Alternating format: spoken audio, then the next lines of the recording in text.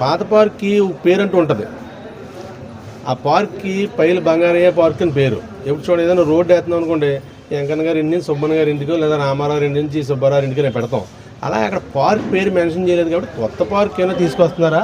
అక్కడ ప్రజలకి కొంచెం కనీస వసతులు లేవు. అక్కడ రోడ్లు కానీ డ్రైన్స్ కానీ వీధి లైట్లు కానీ లేవు.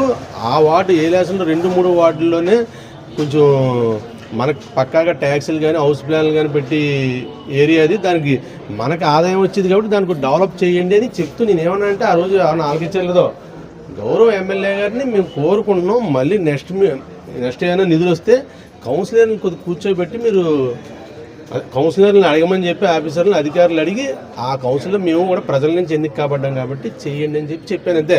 అంతేగాని మేడం గారు చెప్పిన దానికి మనం అడ్డలేదు. ఇటీవల ఇప్పుడున్న ప్రభుత్వానికి ఏదైతే మద్దతుగా ఉంటుందో పేపరు, ఆ పేపర్లోనే నిన్న ఒక ఐటెం రావడం జరిగింది.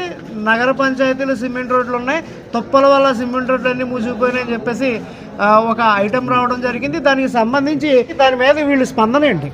అదే సేమ్ నేను అదే పార్కుకి నిధులు పెడుతున్నారు. పార్క్ అనేది ఎప్పుడు మనకి